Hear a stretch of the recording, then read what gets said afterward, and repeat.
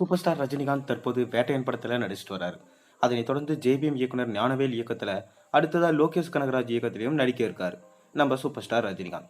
70 வயதை தாண்டியும் ரஜினிகாந்த் பிஸியாகவும் சுறுசுறுப்பாகவும் இருப்பதை பார்க்கும்போது ரசிகர்கள் ரொம்பவே ஆச்சரியத்தையும் அடைந்துட்டு வராங்க.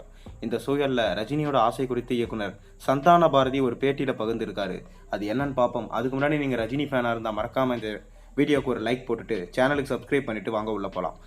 இந்திய சினிமாவின் அடையாளங்கள்ல ஒருவரா ரஜினிகாந்த் கடைசியா ஜெயிலர் படத்துல நடிச்சிருந்தாரு. நெல்சன் திலீப்குமார் இயக்கத்துல சன் பிக்சர்ஸ் தயாரிப்புல உருவாகி இருந்த அந்த படம் மெகா ஹிட் ஆனது. கடந்த சில வருடங்களாகவே இட்டுக்கு இயங்கிக் கொண்டிருந்த ரஜினிக்கு ஜெயிலர் நிவாரண மருந்தா அமைந்தது. கிட்டத்தட்ட 700 கோடி ரூபாய் வரம் வசூல் செஞ்சு உலகம் முழுவதும் பயங்கரமான பாக்ஸ் ஆபீஸ்ல ஹிட் அடிச்சது. ஜெயிலர் படத்துக்கு பிறகு அவர் தாசே ஞானவேல் இயக்கத்துல வேட்டையன் படத்துல நடிச்சிட்டு வராரு. ஜெய்பீம் படத்தை இயக்கிய இயக்குனர் என்பதனால ஞானவேல் இந்த படத்துல ரஜினியை வச்சு எந்த மாதிரியான விஷயத்த பேச போறாரு என்று எதிர்பார்ப்பு இப்பவே இருந்துட்டு வருது. அதே சமயம் ரஜினியின் பிறந்த நாளை முன்னிட்டு வெளியான டைட்டில் டீசரை பார்க்கையில ஒருவேளை படம் கமர்ஷியல் பாதையில பயணிக்குமோ என்ற சந்தேகத்தை ரசிகர்களுக்கு எழுப்பியிருக்கு. மேலும் இந்த படத்துல ரஜினிகாந்தோட அமிதாப் பச்சன், ஃபகத் ஃபாசில், ரித்திகா சிங், துஷாரா விஜயன், மஞ்சு வாரியர், ராணா டகுபதி உள்ளிட்டோர் நடிக்கிறாங்க. ஃபகத் ஃபாசில் ரஜினிக்கு மகனாகவும் ராணா டகுபதி தான் படத்துக்கு வில்லன் என்று சொல்லப்படுது.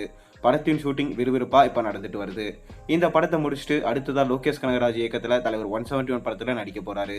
இப்படி ரஜினிகாந்த் இப்போதும் படு பிஸியா இருப்பதை பார்த்து ஒட்டுமொத்த திரையுலகம் ஆச்சரியம் தான் படுது.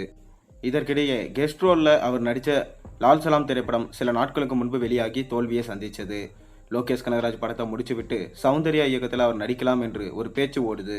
கவிஞர் வைரமுத்து ரஜினிக்கு மீசை வைத்த குழந்தையடா என்று ஒரு பாடலில் எழுதியிருப்பார்.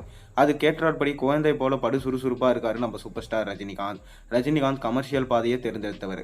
ஆரம்பத்திலிருந்து சில ஹார்ட் சினிமாக்களை நடித்தாலும் போக போக கமர்ஷியல் அவருக்கு செட் ஆயிடுச்சு.